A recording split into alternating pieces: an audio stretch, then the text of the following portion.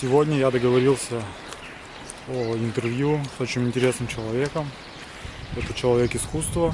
Есть у него очень интересный проект, о котором он тоже, надеюсь, расскажет нам. Ну и вот как раз за мной находится арт-резиденция. Это такое творческое место в городе Ижевске, где проходят различные выставки, мастер-классы, читки различные. И найти его можно вот по таким рисункам. Привет. Привет. А Рома не подошел? Подошел? Да. Саша Конигин. Тоже вроде, да.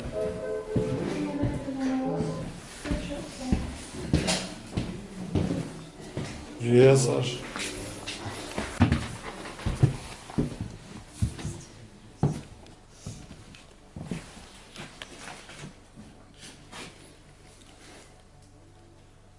Творческий беспорядок. Идеально.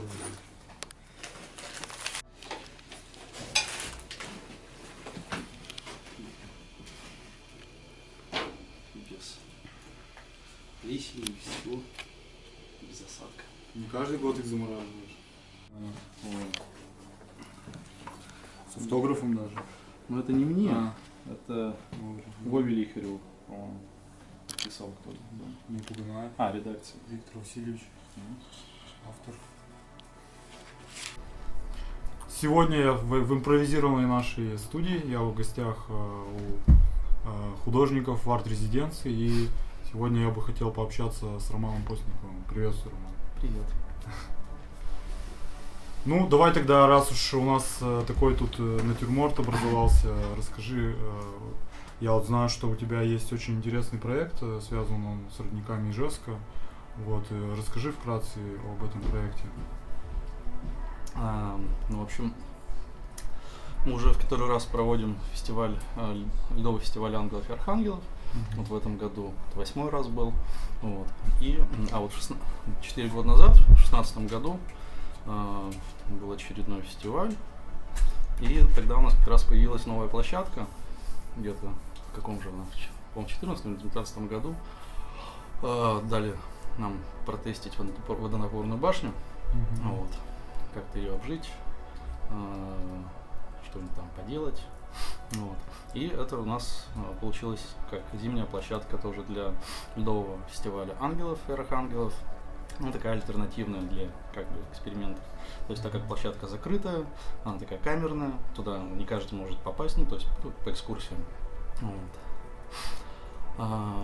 И там какие-то вот такие, скажем, не классические ледовые скульптурные проекты реализовывались. Вот. И нами, и как бы приезжими художниками. Вот. И так как фестиваль у нас крещенский, посвящен празднику крещения. Крещение — это когда в такой день, когда вода становится, обладает какими-то исключительными свойствами, там обнуляется, там чуть ли не по всему земному шару, там в Индии тоже есть какой-то свой праздник. В эти же даты проходят? Да. Не знал. Как-то это вот. Это какой-то день вообще на Земле. Вот. А изначально вообще мы ледовый фестиваль ангелов и архангелов, он у нас начинался с родника имени Пригова, который на Карлутке рядом с той дачей. Вот. И там мы делали какие-то скульптуры ледовые. Ну, так очень символично, что как бы из-за льда на воде люди все обливаются, тут же как бы. Ледовая скульптура же тоже ведь как бы вода. Вот. То есть она только в замороженном виде. Что уж говорить, и мы тоже вода практически, да. На 70% тоже из воды. Да, вот. И тогда появилась мысль как бы сделать вот такой проект, так как вроде есть такой общественный, можно сказать, уже миф, что Ижевск, Удмуртия или там Ижевск, Удмуртия родников. Хотя на самом деле в каждом городе родников вполне достаточно. Важно то, что как к ним относятся или как бы что это такое. То есть изначально родники же это какое-то святое священное место, как и у язычников, и вообще как бы, либо просто как как бы стратегический запас воды вообще, даже на случай каких-то там бедствий общественных. Нынче-то у нас вроде как упразднили все территории родников, как, ну, в качестве водоохранной зоны, как бы они упразднили, исчезли. То есть сейчас за ними как-то не ухаживают, не наблюдают, так исключительно только несколько родников, может быть, как-то оформлены, за ними как-то следят. И вот как раз на этот фестиваль такая вот идея пришла просто формально заморозить по какому-то, ну, по образцу с каждого, ну, или не с каждого родника. То есть взять воду с родника, перевести ее в одно место, там заморозить и выставить в качестве экспоната. Вот. Получилось, получалось довольно-таки долго, на самом деле. Это, можно сказать, проект длился с января по март. Вот. Я, в общем, ездил по родникам вот по этой книге, то есть тут же как бы вспомнилось, что есть такая книга, когда ты ее видел, то есть она нашлась. Вот. И тут как раз как бы вот родники по номерам, все пронумерованы, есть карта. Вот.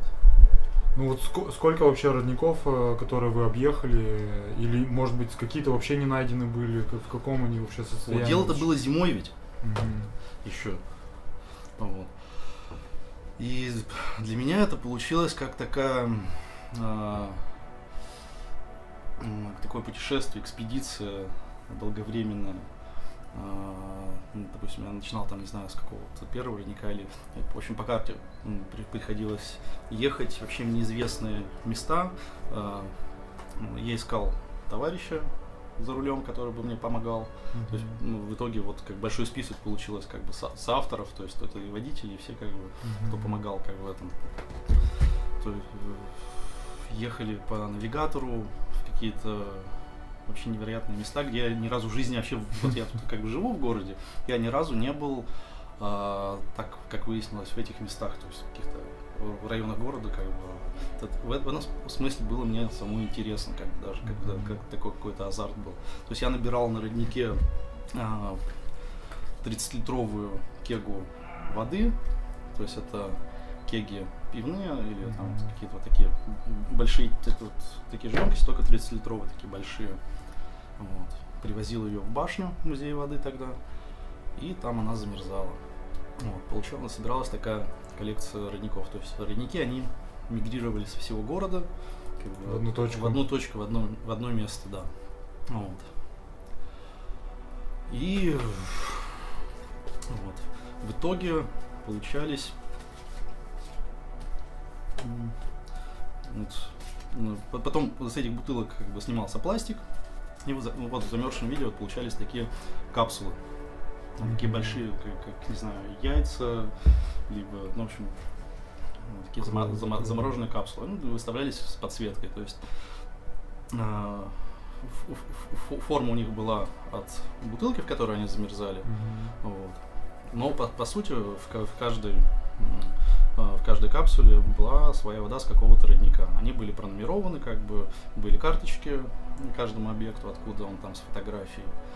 И ну вот, в принципе, все. Получился как бы такой как бы интересный, мощный проект. Вот. А потом, уже в марте, когда все начало таять, как бы нужно было демонтировать это все, я их как бы по какому-то кусочку как бы растаивал там же на месте, и вот это не вот в этих бутылках. То есть, может быть, не все.